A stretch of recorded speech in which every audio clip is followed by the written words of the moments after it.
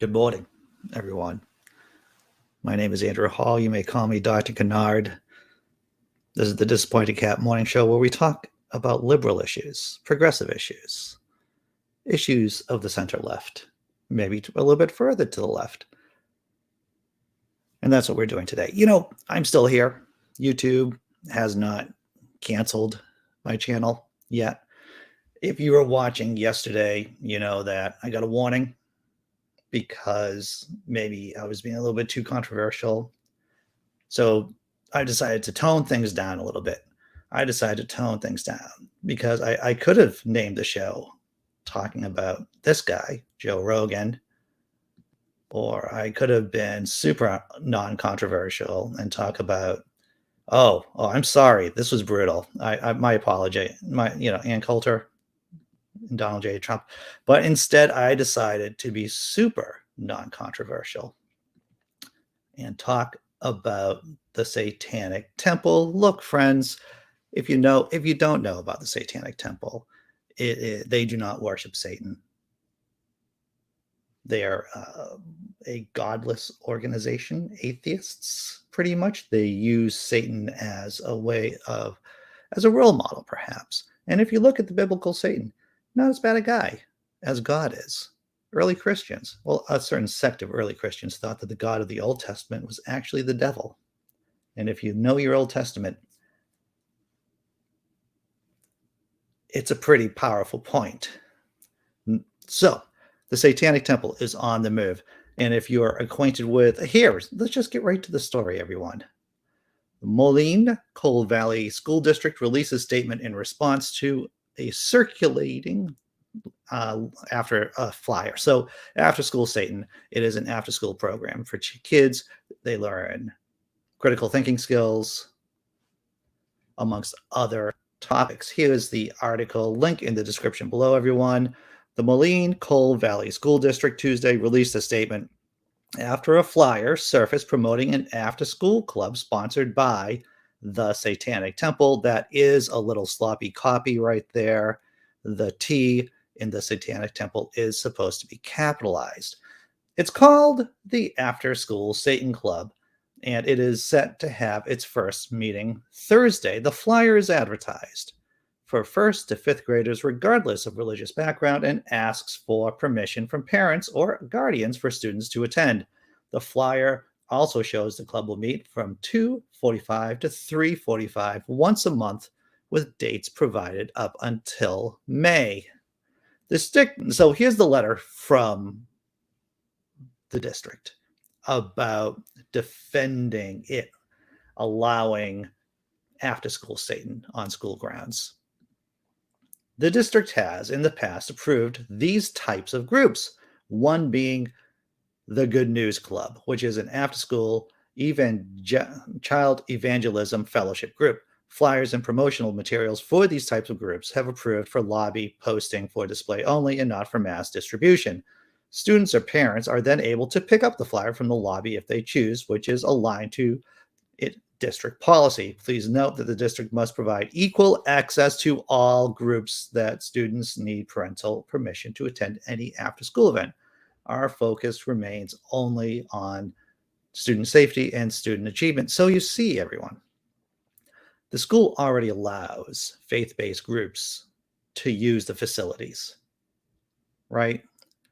The Good News Club is, as mentioned in the letter, an example of that. And the thing is, just because a lot of people don't like the Satanic Temple doesn't mean that their religious rights, the Satanist rights, should be infringed upon just because they're not popular. If you know anything about the Satanic Temple, they've done a lot of good work in the past in supporting true religious freedom, fighting against Christian theocracy in this country. Let's see what else. Do we have more panels? I think we might have another panel here. Yeah. And this part of the letter, too, you look at the third paragraph, it points out the district does not discriminate against any groups who wish to rent our facilities, including religious affiliated groups. Religiously affiliated groups are among those allowed to rent our facilities for free. So it isn't like they're getting a free ride at all. The thing is that If there was a satanic group, if you're having a Christian group using the facilities, that means it would be discriminatory if you don't allow a satanic group to use the facilities too. I'm going to check out the chat. Now, if you're watching on Twitter, if you're watching on Facebook, you'll see that I'm interacting with the chat here on YouTube. It's just because of the software that I use. And so if you want to come on over and interact with us, there are links. I know there's a link in my bio on Twitter. All right, checking out. Hey, well, Jessi Bear, there's always a chance. There's always a chance now that the channel is going to be banned. Now, in case I get into the trouble bubble, deeper into the trouble bubble here on YouTube, I'll still be able to stream on Twitter, and I'll still be able to stream on Facebook, and I might actually start streaming on Twitch too if YouTube becomes that much of a problem. So there are options. There are options. What's up, Ian Davenport? I'm glad that you're here today. God wants obedience. Satan wants you to think. That's a good point, Dee Parks. Very good point. Good morning, Jess M. Glad to see you here. See that you're here. And Scott Duke points out the Good News Club. It's entrenched evangelical privilege. That's right. I doubt there would be an after-school Satan group if it wasn't for the Good News Club, everyone. That's why I'm just going to throw it out there. What's up, Big Z? Glad to see that you're here. Yes, I was up early this morning, Big Z. John Hudson, good morning, sir. Good morning. Tesla Ranger, glad to see that you're here. Did you notice this little bit of satire that I wrote this morning? The bit of satire is about how Pope Francis is calling for anti-vax Catholics not to take communion. Once again, it's a satirical post. If you know anything, Pope Francis recently, and kudos to him, did say, is urging Catholics to take the vaccine. And this little piece of satire that I wrote, it just pushes it a little bit further, saying that anti-vax Catholics shouldn't get communion because they shouldn't, when you really think about what kind of parameters the Catholic Church has about those people who aren't allowed to take communion. And one of the criteria is if you are manifesting grievous sin, you're not supposed to be taking the sacrament. You're not supposed to be taking the Eucharist. And oh my God, if you're unvaccinated and spreading COVID, all about affecting the immunocompromised, the elderly, children, those who can't get vaccinated, those who are susceptible, then why are you not manifesting a grievous sin, a mortal sin? I would say so. That's just my opinion, everyone. All right. You want to talk about Joe Rogan? Joe Rogan. Who? Joe Rogan. Anti-vaxxer, spreader of misinformation, disinformation. Yeah, a bunch of doctors wrote Spotify. And Spotify is the organization, the group that hosts the Joe Rogan Experience, everyone. So he's the platinum. So they paid Joe Rogan, Spotify paid Joe Rogan a ton of money to come on their platform. And now Joe Rogan is using that, as he has in the past, when he wasn't on Spotify, to spread misinformation. Here is the article, A Menace to Public Health. That is what one doctor calls Joe Rogan, a menace to public health.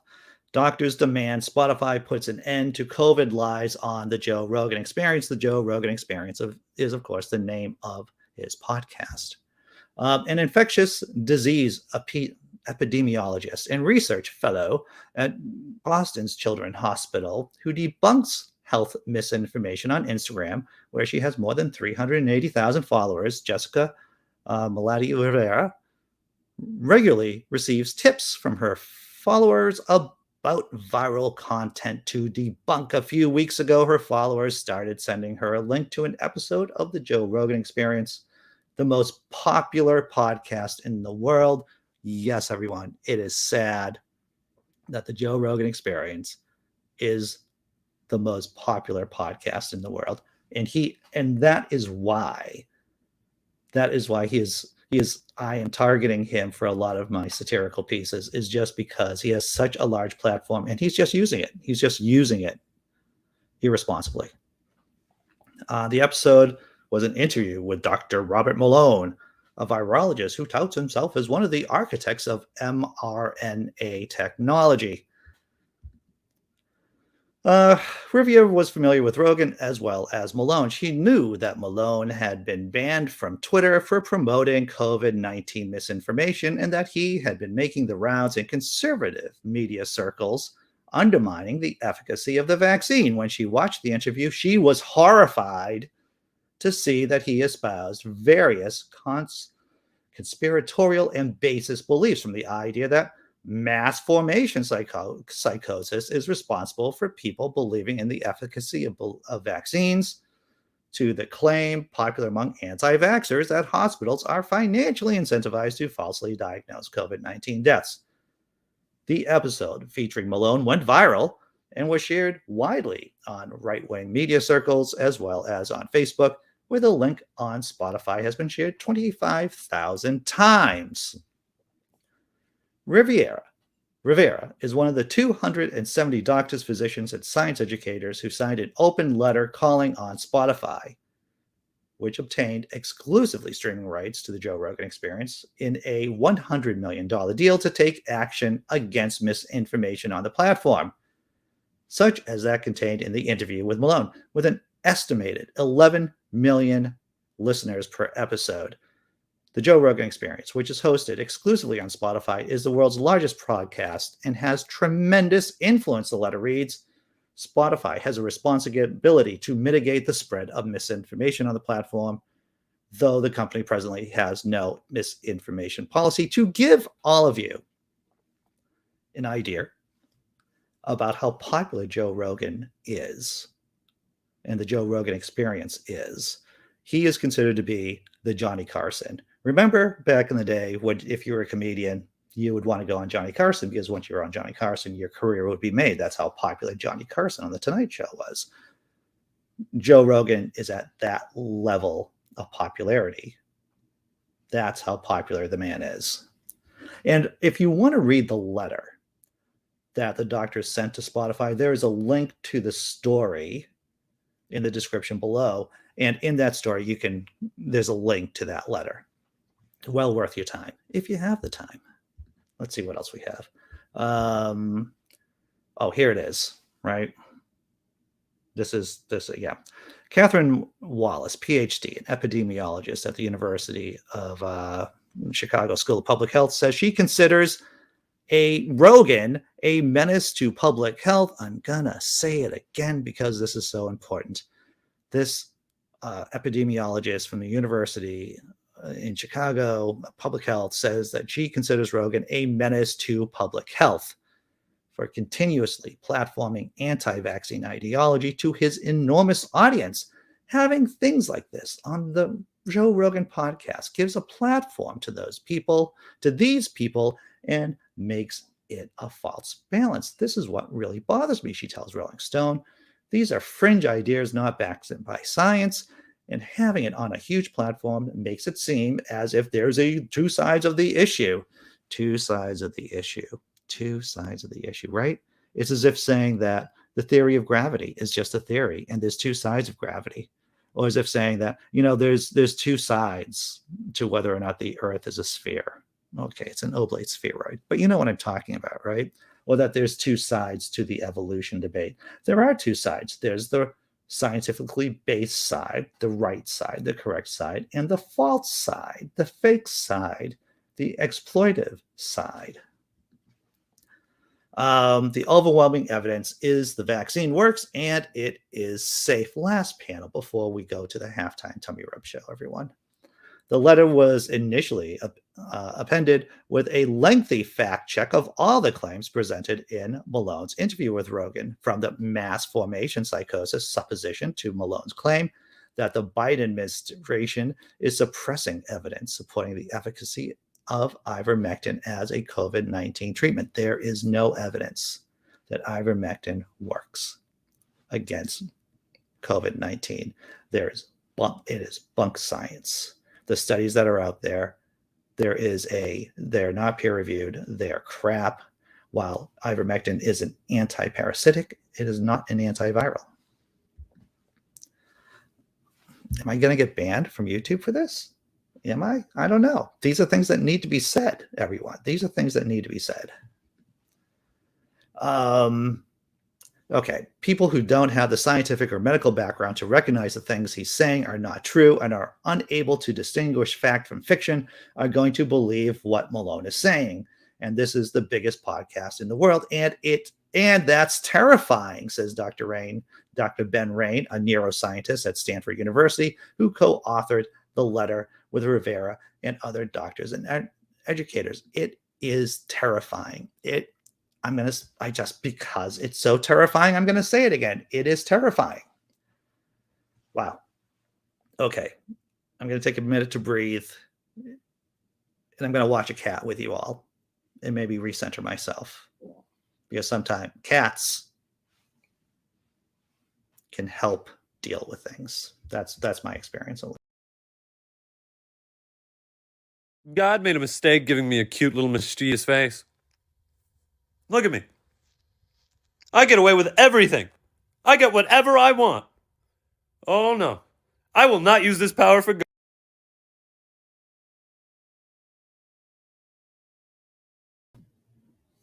See, I feel better already. I don't know if you do, everyone. I don't know. I'm going to check the comments, see how everyone's doing. Oh, idea. Yes. I say idea quite a bit. The Joe Rogan Experience. What's up, Wild Eden? Glad that you're here. It's hard to believe, Dee Parks, that it is 2022 and we have to have a conversation about basic science, basic fact checking. Let's see. What? Digital Bookworm. Glad to see that you're here, Digital Bookworm 5678. Hi, everyone. Joe will probably be drinking his own pee on his show pretty soon. Indeed, sir. Indeed. Digital Bookworm. All right.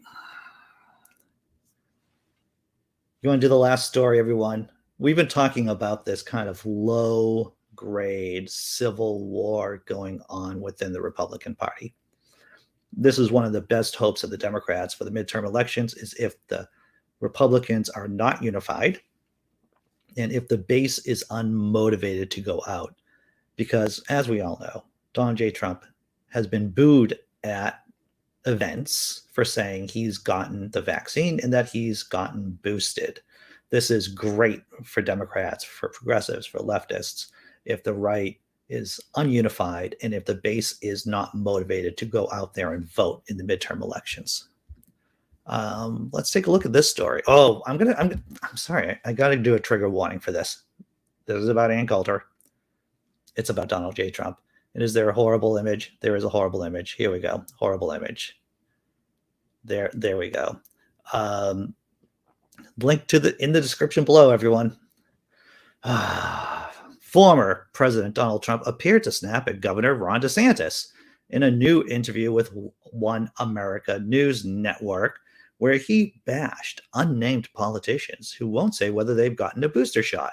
I've watched a couple of politicians be interviewed, and one of the questions was, did you get a booster? Trump told the outlet. I'm sorry, that's my attempt at a Trump voice. Because they have the vaccine, and they're answering like, in other words, the answer is yes, but they don't want to say it because they're gutless. You got to say whether you have it or not. DeSantis, who has gone from being a full-time vaccine promoter to scarcely mentioning them, was asked by Fox News back in December if he had gotten a booster, and he sidestepped the question. His staff told Florida Playbook last week that they did not know the answer because it was private medical decision. There's been anticipation that eventually Trump and DeSantis would have a falling out, and even those in DeSantis's world has been bracing for it. Stay tuned. Yes, speaking in tongues this morning, tongue-tied. So that's the beef between Trump and DeSantis, right? Because they're both vying. You know, Trump is trying to stay in control of the MAGA movement. DeSantis would like a piece of that pie. He would like the whole pie of the MAGA movement, because let's face it, DeSantis is looking to run in 2024. Trump is looking to run in 2024. They will be facing each other in the primaries. But what about Ann Coulter? What does she have to say about this? She hates Donald J. Trump. She hates that guy. This is from her wonderful Twitter account. Exclusive. I can't even do her voice. I'm exclusive. Trump is demanding to know Ron DeSantis' booster status, and I can now reveal it. He was a loyal booster when Trump ran in 2016, but then he learned our president was a liar and a con man whose grift was permanent. I hope that clears things up. Oh, Ann Coulter, you're so clever. See how she used the word booster? And she did that switcheroo with the definition of boost. Very clever, Ann Coulter. Oh, what a horrible woman. You know, it's really a trifecta of horribleness. Ann Coulter, Ron DeSantis, and Donald J. Trump, all in the same story. The best thing about this is that we can get some schadenfreude from the fact that the Republicans are fighting each other. I'm going to check out. Oh, you know, these are things I should be saying that I don't. Notice that there are no ads on this channel. It's all funded by YouTube members and patrons, super chats, people who drop some pennies in my Venmo or PayPal accounts. Thank you all. And please hit the like button. Please subscribe if you're here on YouTube. That would be great. And, you know, if you can't subscribe, I mean, if you can't like throw a couple of pennies in, tell people about it. Share, you know, share the good news about the show. Tesla Ranger says he can't run in 2024. He can't even walk fast. Fascists don't have to walk to be troublemakers, Tesla Ranger. Why is Andy holding his coffee like that? I don't know. Why am I? Why am I? I think there's a conspiracy. Maybe it's, I don't know. There has to be a conspiracy there. Dee Parks said, about 15 years ago, I read one of Coulter's books, The Crazy is Strong, and that one. Well, one, I am happy to see that you are successfully recovered from having to read one of Ann Coulter's books, Dee Parks. Congratulations. I thought Ann Coulter and Trump broke up. They did break up, Big Zebra. Hey, Simply Secular Dave out there in Canada. Got my notification from my booster shot. Congratulations, Simply Secular Dave. Glad to hear it. I think most of us here are boosted, right, at this point, or about to get boosted. Well, PSA, supporting Dr. Kennard is an investment in your future sanity. Yes, Dee Parks, I would agree with that statement. I might be biased, but I would agree with that statement, definitely. All right, we're running towards the end of the show. It's hard to believe that 25 minutes is almost over. We're doing the after party after show from 9:30 to 10:30. It's basically an open room for liberals, progressives, humanists, leftists. If you want to come in and talk, the link is in the description below. If you're part of the community, you can come on the panel.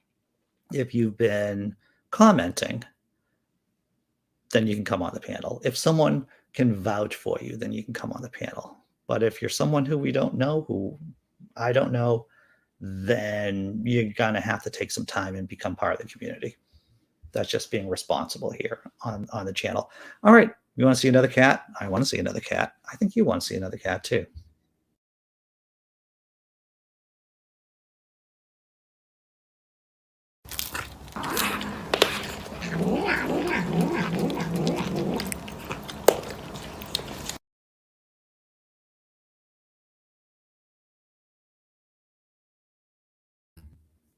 There's just something really soothing about watching and hearing the cat nosh, right? How great is that? I'm going to drop the thank you video for everyone who drops a couple coins in, and then I'm going to see you at 9:30, everyone. Thanks for showing up.